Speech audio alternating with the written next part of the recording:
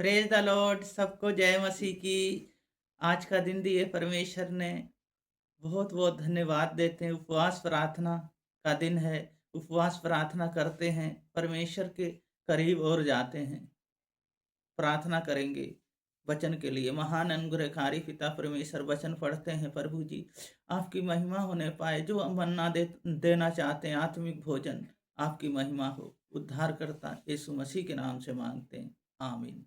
वचन पढ़ेंगे नेहमिया 9 अध्याय 1 पद से 3 पद तक। फिर उसी महीने के 24वें दिन को इजराइल उपवास का टाट पहने हुए और सिर पर धूल डाले हुए इकट्ठा हो गया।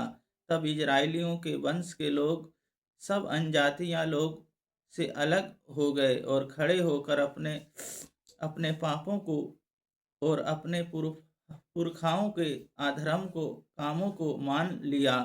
तब उन्होंने अपने अपने स्थान पर खड़े होकर दिन के एक पहर तक अपने परमेश्वर यहोवा की व्यवस्था की पुस्तक पढ़ते और एक और पहर अपने पापों को मानते और अपने परमेश्वर यहोवा को दंडवत करते रहे। इस वचन को पढ़े जाने को परमेश्वर आशीष दें। परमेश्वर के सम्मुख उपवास और प्रार्थना।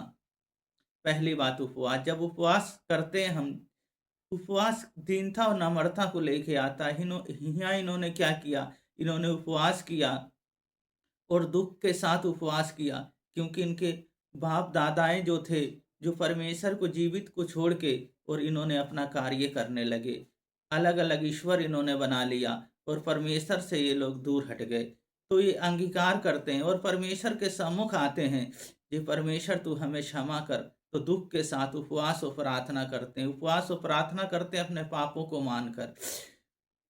दूसरी बात है पापों को मानना। पापों को इन्होंने माना और अंगीकार किया और परमेश्वर को उन्होंने दंडवत किया। वो प्रार्थनाओं को माना और सब नेहमिया सब मिल के प्रार्थना करने लगे और अंगीकार करने लगे, उपवास करने लगे ये लोग। और परमेश्वर से कहते हैं, आदि का आनंदित काल का परमेश्वर तू ही है, तेरी ही स्तुति और प्रशंसा करेंगे।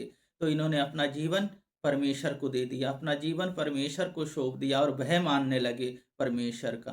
और तीसरी बात है प्रार्थना। जब हम उपवास करते हैं, पापों को मान लेते हैं, जब प्रार्थना करते हैं तो प्रार्थना वो सुनते हैं। जब वो प्रार्थना सुन के और सुनकर हमें उत्तर भी देते हैं। इसी तरह जितनी भी कोई कठिन बातें हैं, कोई कार्य नहीं हो पा रहा, जब उपवास और प्रार्थना करते हैं, जब परमेश्वर से सलाह लेते हैं, तो परमेश्वर हमें सलाह देते हैं। तो इसके लिए हमें क्या करना है? पहले उपवास करना। उपवास करना दीनता और नम्रता के साथ और परमेश्वर को हाथों में अपना जीवन को सौंप देना है। जब तक हमने उपवास करना है और उनकी इच्छा के अनुसार हमने उपवास करना है। दूसरी बात है पापों को मान लेना हमने। जी प्रभु जी, हम पापी हैं, प्रभु जी हम पर दया कर, हम पर अनुग्रह कर, पर हमें इतना समझ नहीं आता है, पर आप समझ और बुद्धि दें और हम आपकी महिमा करें। आपकी इच्छा और आपकी मर्जी हमारे जीवन से पूरी हो और किसी की मर्जी ना होने पाए। और तीसरी बात है प्रार्थना। जब प्रार्थना करते हैं, प्रार्थना को उत्तर मिलता है, प्रार्थना को वो सुनते हैं हमारी। प्रार्थना करेंगे, अपने हाथ शरीरों पे रख लें। महान अनुग्रहकारी पिता परमेश्वर, बहन भाइयों को, बच्चों को, सबको मैं आपके हाथों में, आपके लहू में ढकता हूँ। अपनी सामर्थ और अपनी आत्मा और पवित्र आत्मा और आग से भर दे प्रभु जी। उपवास के अंदर आपके सामर्थ है प्रभु जी। उपवास प्रभु जी दीनता और नम्रता को लेके आता है। उपवास है जो कठिन कठिन बातों को बताता है। तो इसी तरह प्रभु जी आपका उपवास और प्रार्थना करते रहें, आपकी महिमा में बढ़ते चले जाएं। इस समय कोई बीमार है, प्रभु जी उन्हें छुएं और उन्हें चंगा करें प्रभु जी। जो प्रभु जी थक चुके हैं, परेशान हैं, उन्हें प्रभु जी आज प्रभु जी आप बातचीत करें और प्रभु जी आज प्रभु जी एक शांति और सामर्थ दे दें। पिता, पुत्र और पवित्र आत्मा के नाम पे सबको आशीषित करते हैं। हमारे उद्धार करता यीशु मसीह के नाम से मांगते हैं, आमीन।